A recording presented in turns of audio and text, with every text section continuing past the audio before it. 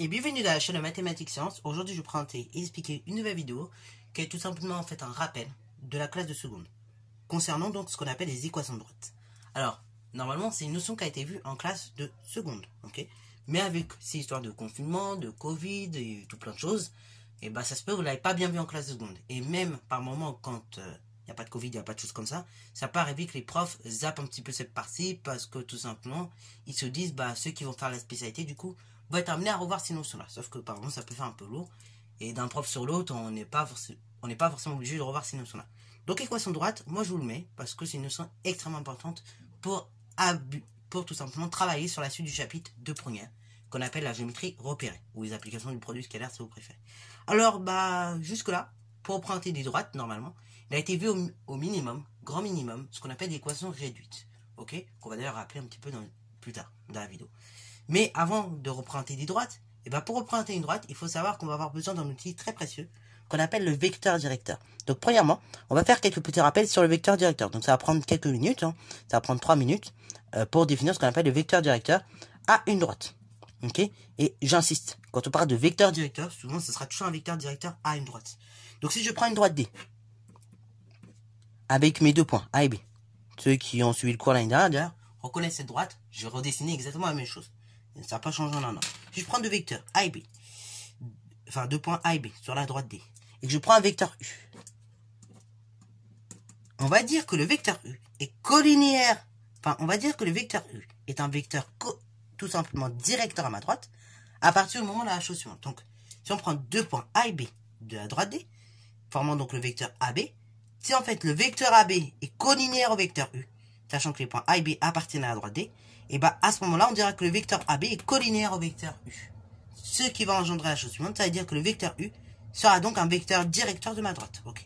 Voilà, donc on peut noter la définition qui est extrêmement importante à avoir en tête pour la suite de ce chapitre. Voilà, donc ça c'est la définition rigoureuse et précise des choses.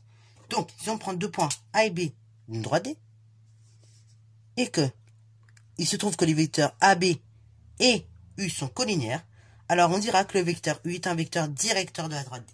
Voilà, donc concrètement, dans un exercice, si on vous dit démontrer que le vecteur W est collinéaire à la droite AB, et ben il suffira tout simplement de démontrer que les vecteurs AB et W sont collinéaires, ok? Et à partir du moment où AB et W sont collinéaires, et ben le vecteur U sera donc, le vecteur W, pardon, sera donc un vecteur directeur de notre droite AB, ok? Waouh! Donc ça va être ça pour démontrer à chaque fois quand on a affaire à un vecteur directeur, ok? Alors pourquoi je vous ai parlé de vecteur directeur? Parce que en fait, pour tracer une droite, on va avoir besoin de ce fameux vecteur directeur. Et on va définir alors là une nouvelle équation que vous avez peut-être déjà vu, ce qu'on appelle l'équation cartésienne de droite, ok? Donc là, par contre, je vais dire un peu plus de mots, parce que l'équation cartésienne, c'est très importante. Alors, il y aura les exercices, hein, mais là, il faut quand même que je vous en dise deux mots. Donc, équation cartésienne d'une droite. Alors, si vous reprenez, en fait, pour reprendre une droite, on a deux types d'équations. On a les équations réduites, de la forme y égale quelque chose, hein, quelque chose soit x, la plupart du temps, et on a les équations cartésiennes. Donc là, les équations cartésiennes, ce sont toutes les équations de la forme suivante. C'est-à-dire que toute droite, en fait, toute droite, par exemple D, va se représenter par une équation, donc de la forme A fois X plus B fois Y plus C égale 0. Avec A et B, trois constantes réelles. Et donc, à chaque fois, bah, bien évidemment, et bah, cette équation-là, on appelle ça une équation cartésienne. Donc, on va le noter déjà dans un premier temps. Et voilà. Donc, je récapitule. Quand on prend une droite D, ok? Une droite D, donc on peut la représenter à l'aide d'une équation qui est tout simplement de cette forme-là. AX plus BY plus C égale 0. Cette équation-là, on appelle ça tout simplement une équation cartésienne. Ici, dans mon exemple, c'est l'équation cartésienne de la droite D. Les nombres A, B et C, c'est ce qu'on appelle des constantes. Et X et Y, ce sont tout simplement, en fait, ça donne référence aux abscisses et aux ordonnées des points. Ok, bravo. Alors du coup, ce que je viens de dire précédemment, sur X et Y, justement, ça me permet de embrayer sur un nouveau point. En effet, puisque X et Y dans l'équation, comme je vous l'ai dit, ça fait référence aux coordonnées des points, ok? Par exemple, si je prends un point A, et ben le X, ça va être l'abscisse de A, et le Y, ça va être l'ordonnée de A. Et ben en fait, de façon générale, si vous avez un point qui appartient à la droite D, et ben ce point lui-même va respecter cette équation cartésienne, ok? La même équation cartésienne de droite, que donc la droite en question. En effet, c'est-à-dire qu'on va avoir AX, enfin AX, donc A, plus BYA, plus sa constante T toujours, qui sera égale à 0. Ok, bravo. Donc on va noter cette propriété du coup qui est très importante. Et après, je vous montrerai un exemple à la suite. Voilà, donc pour démontrer finalement si un point appartient ou non à une droite, et bah dans la plupart du temps, on va donc partir de l'équation cartésienne de la droite et remplacer x et y par les abscisses et ordonnées qui correspondent et on va voir si ça obtient 0. Donc là, par contre, pour le coup, je vous propose un petit exemple d'application pour que vous puissiez voir la chose. Par exemple, donc si je dis que D a pour équation la chose suivante, donc équation cartésienne, hein. Donc D a pour équation la chose suivante, je sais pas, 3x plus 2y plus 2 égale 0. Ok, donc on prend une droite D qui vérifie cette équation là. Ok, bravo. Donc la question est voilà. Je vous donne un exemple donc d'équation cartésienne. Et donc, est-ce que le point A de coordonnées moins 1, 0 appartient donc à D? Bah, pour ce faire, on va donc remplacer tout simplement donc x, y par les coordonnées qui correspondent. Donc, si A, donc tout simplement, donc si A appartient à la droite D, on devra avoir l'équation suivante qui est vérifiée, c'est-à-dire 3xa plus 2y, enfin 2ya plus 3 égale 0. Ok, donc on va le noter. Voilà, donc ça c'est la chose de départ qu'on peut mettre pour démarrer. Ici, donc, on a, donc toujours en remplaçant la chose suivante. Donc en remplaçant, comme je vous l'ai dit, on a la chose suivante. C'est-à-dire donc on a 3 multiplié par moins 1, plus 2 multiplié par 0, plus 3, qui est égal à la chose suivante. 3 multiplié par moins 1, ça fait moins 3, plus 2 fois 0, 0, plus 3, donc égal 0. Ainsi, donc on obtient bien 0 hein, quand on remplace x et y par les coordonnées respectives. Ainsi donc, en conclusion, A appartient bien à notre droite D. Ok, bravo. Donc voilà concrètement comment on utilise cette propriété pour vérifier qu'un point appartient bien à une droite. Ok, bravo. Alors, donc ça c'est le premier cas. Deuxième cas, maintenant donc on a dit que tout point de la droite finalement vérifie cette équation cartésienne suivante. Ok, bravo. Maintenant, concrètement, nous tout à l'heure on a parlé de vecteur directeur. Et justement, pour tracer une droite, par moment, on va être obligé de trouver un vecteur directeur. Ok. Donc là, cette propriété, on la met de côté, on va en avoir besoin. Enfin, elle va nous permettre d'expliquer quelque chose un petit peu plus tard dans la suite du chapitre. Et même ça va nous aider pour tout simplement tout ce qui concerne les tracés droites en fait. Ok. Donc pour les exercices après par la suite. Donc propriété. Donc si on veut déterminer justement les coordonnées du vecteur directeur, ben là ça peut être très compliqué. Ok. Voilà. U.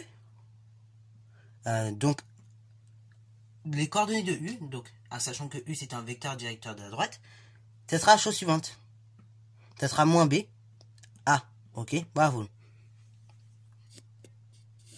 Donc le vecteur U de coordonnées moins B, A, c'est tout simplement donc le vecteur directeur de la chose suivante.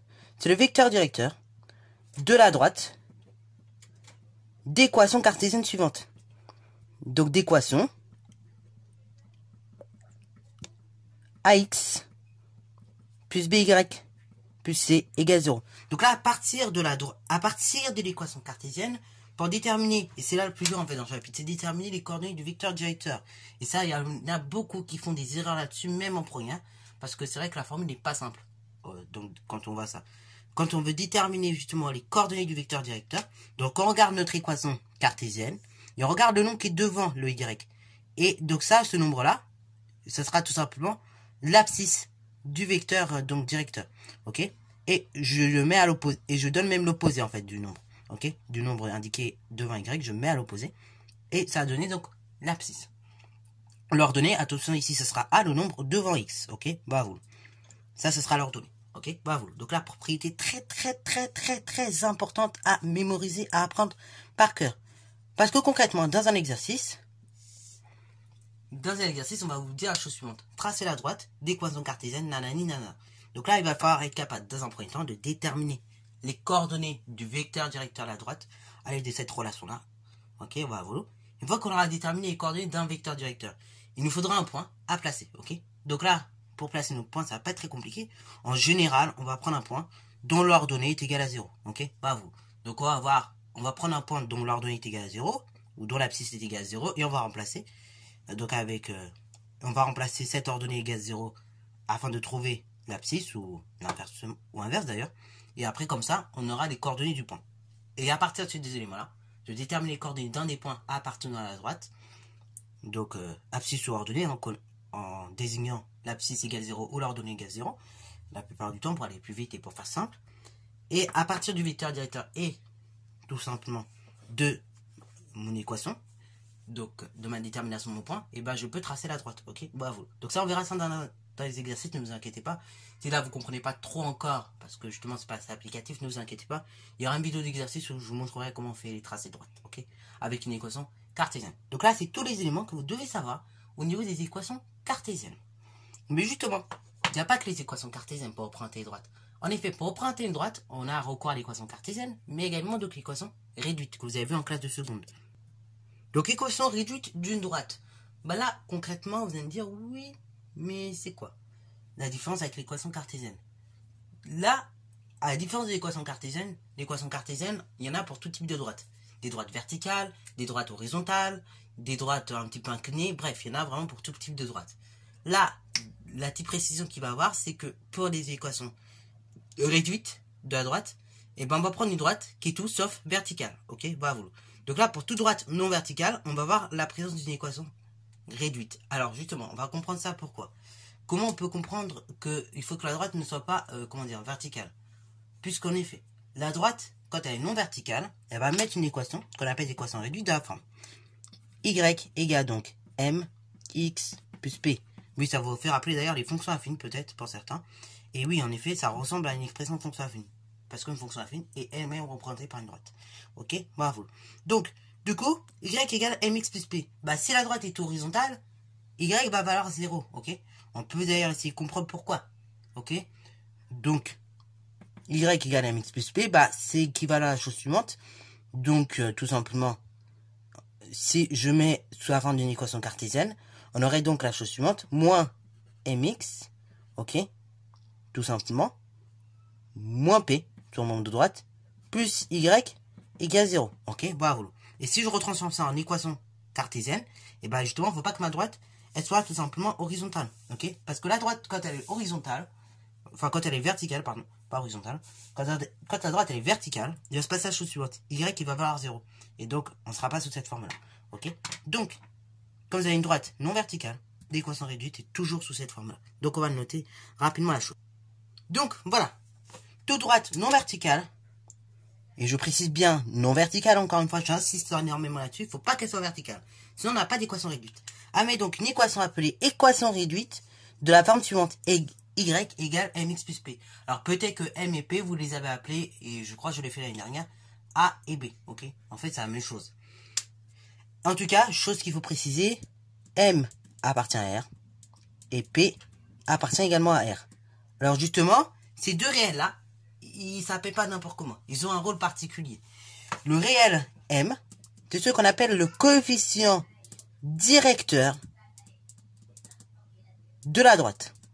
Alors, pour une droite, on parlera le coefficient directeur, ou bien, deuxième chose, de pente de la droite, ok? Donc ça, c'est le coefficient directeur, ou bien la pente de la droite. Le réel P, c'est tout simplement l'ordonnée à l'origine. Et justement, le coefficient directeur, donc le réel M, on peut le déterminer de façon simple. Ok, une petite formule qui va vous aider à déterminer ce réel M. Ok, puisqu'on va avoir la propriété suivante. Donc si on prend une droite AB, soit A et B, deux points de la droite D. Alors, on va voir la chose suivante.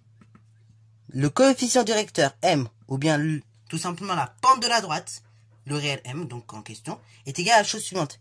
C'est la différence des ordonnées divisé par la différence des abscisses. Ce qui veut dire donc qu'on a la chose suivante. Le coefficient directeur de la droite ou la pente de la droite, c'est tout simplement l'ordonnée de B moins l'ordonnée de A divisé par l'abscisse de B moins l'abscisse de A. Ok? Donc là, faites bien gaffe à pas confondre les choses. Ok? Ça, c'est la formule pour déterminer votre coefficient directeur. Delta Y sur delta X, ou bien, de façon plus générale et plus détaillée, l'ordonnée de B moins l'ordonnée de A divisé par l'abscisse de B moins l'abscisse de A. Donc là, ces deux choses-là, ces deux formules-là, il faut absolument que vous les appreniez par cœur. Elles doivent être par cœur, comme si vous récitiez une leçon, une poésie en classe de CP. Ok? Justement, ce coefficient directeur, pourquoi je vous en parle tant? Parce que, en fait, ce coefficient directeur, c'est lui qui va nous donner, comme je vous l'ai dit, la pente de la droite. Ok, je l'ai dit tout à l'heure. Donc, en fait, il va se passer la chose suivante. Alors, si j'ai le temps et le courage, je vous mettrai peut-être une petite animation. En tout cas, bon, si j'ai le temps et le courage, je le mettrai. Sinon, tant pis. Bienvenue dans un nouvel univers, donc l'univers de GeoGebra. Pour ceux qui me suivaient un petit peu avant, peut-être que vous connaissez normalement, mais en tout cas, si vous ne me suiviez pas avant, peut-être vous l'avez déjà manipulé au collège. En tout cas, vous verrez, GeoGebra, il va être utile pour de nombreuses choses, de nombreuses applications, parce qu'on va encore s'en resservir plusieurs fois encore cette année. Alors bon, là ici je décris donc deux curseurs, un curseur donc dans le NOEM et un curseur dans le NOIP. Et on va faire varier tout simplement ces deux curseurs pour voir un petit peu ce qui se passe, ok? Donc si je fais varier le curseur M, comme vous pouvez le constater à l'écran, ok, voilà, et qu'est-ce qui va se passer concrètement? Donc regardez bien, si on fait augmenter, comme je l'ai dit, la valeur de ce coefficient directeur, c'est-à-dire donc la valeur de la pente de la droite, on va avoir une pente qui va être de plus en plus raide, de plus en plus élevée. Ok, voilà, c'est ce que l'on peut constater à l'image. Ok, voilà. De même, vous remarquerez, on a l'impression à l'œil d'avoir une pente qui, à un moment donné, va être de plus en plus verticale. Mais en réalité, c'est pas le cas. Et là, pareil, la pente, on peut la stabiliser même à 0. Et donc, si on la stabilise à 0, qu'est-ce qui se passe? On a une droite qui est tout simplement parallèle à l'axe des abscisses. Okay, si autant quand on avait une droite dont le coefficient directeur était égal à 0 ou supérieur à 0, donc la droite faisait que monter ou était parallèle à l'axe des abscisses. Maintenant, ce que vous pouvez observer, c'est que quand on prend un coefficient directeur, donc une valeur de M négative, la pente est cette fois-ci descendante, ok? Voilà. Donc c'est ce que l'on peut voir. Alors maintenant, on va faire varier le curseur P. Et donc quand je fais varier le curseur P, je fais tout simplement varier en fait l'ordonnée à l'origine, qui va prendre la valeur indiquée sur le curseur. Par exemple là, si je prends valeur de P égale 5, et l'ordonnée à l'origine ça sera 5. Mais ça peut également prendre des valeurs négatives. Mais en tout cas, donc on peut constater que lorsque tout simplement notre droite, elle descend entre guillemets, ça veut dire qu'on a un coefficient directeur, une pente négative. Tandis que lorsque notre droite va monter, c'est-à-dire qu'on va avoir une pente, un coefficient directeur positif, ok? Et vous voyez bien que jamais la droite va être verticale. Enfin, ok? C'est-à-dire qu'on peut mettre un nombre A, une pente très très grande, mais la droite ne sera jamais verticale, ok? Donc c'est pour ça que j'ai bien précisé tout à l'heure que la droite ne doit pas être verticale, ok? Donc voilà, on va noter ces trois petites choses-là. Donc, lorsque notre coefficient directeur ou bien notre pente est positive, c'est-à-dire que la droite va remonter, ok? Si la pente est négative, donc le coefficient directeur est négatif, la droite va descendre. Et si tout simplement notre coefficient directeur est nul, c'est-à-dire que la droite va rester constante, ok? Ça rappelle d'ailleurs ces petites propriétés au niveau des sens de variation des fonctions affines, puisque en effet c'est lié, ok? Donc on va les noter, et après tout simplement ça va être la fin de cette vidéo en réalité. Et voilà, donc pour ces trois petites propriétés concernant donc les pentes de droite, ok? Donc encore une fois, on récapitule. Si on prend M, le coefficient directeur de la droite, si M est strictement positif, la pente est positive et donc on a une droite qui va monter. Si M est strictement négatif, la pente est négative et donc on a une droite descendante. Et si M est égal à 0, la pente est nulle, il n'y a pas de pente en fait. Et donc la droite reste constante. Voilà. Sur ce, c'est la fin de cette vidéo. J'espère qu'elle t'a plu. Comme d'habitude, n'hésite pas à la liker, commenter et bonne à toi en mathématiques et en sciences.